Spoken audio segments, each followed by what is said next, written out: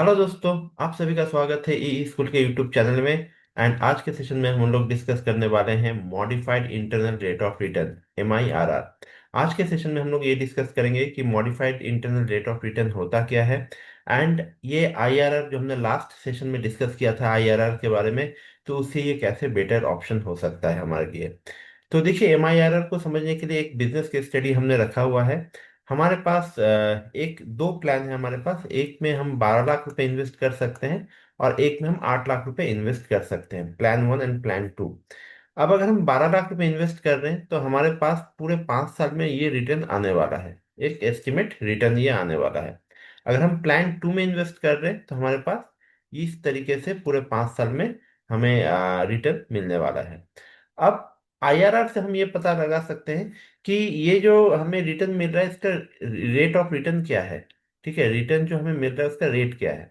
But MIRR आपको ये बताता है कि अगर ये जो रिटर्न हमारे पास आ रहा है और उस रिटर्न को अगर हम लोग एक सर्टेन परसेंटेज में फिर से री इन्वेस्ट कर रहे हैं तो उससे हमें कितना बेनिफिट मिल सकता है।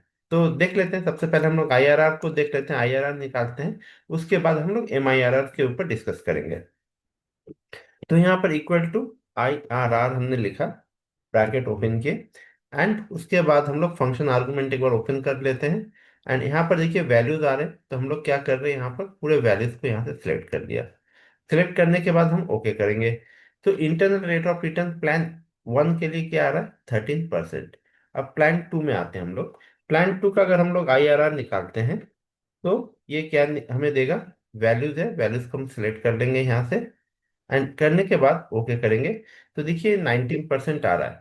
तो अगर हम लोग IRR के ऊपर बेस है तो हमारे लिए plan 2 is the better option. ठीक है। अब हम आते हैं MIRR कैलकुलेट करने। तो MIRR की अगर हम बात करेंगे तो देखिए यहाँ पर हमने MIRR के लिए ऑप्शन दिया हुआ है, equal to MIRR, bracket open कर रहे हैं, कंट्रोल A या फंक्शन आर्गुमेंट पे क्लिक कर सकते हैं। नाउ प्लान 1 का वैल्यू हम ले सकते हैं यहाँ पर। उसके बाद फाइनेंस रेट, मतलब इसका रेट ऑफ रिटर्न क्या है, तो ये 13% है। एंड री इन्वेस्ट रेट हमारे लिए क्या है, यहाँ पर हमने 8% रखा हुआ है, एक टेंटेटिव हमने 8% ले लिया है। तो अगर हम इसको लेके ओके करेंगे तो देखिए यहाँ पर 11% का MIRR, मतलब ये अगर री इन्वेस्ट होता है 8% पे तो इसका एक्चुअल जो MIRR है वो 11% आ रहा है। देन प्लान 2, इसके लिए हम लोग MIRR ऑप्शन यूज करेंगे। देन फंक्शन आर्गुमेंट ओपन कर दिए, वैल्यू हमने ले लिया प्लान 2 का पूरा।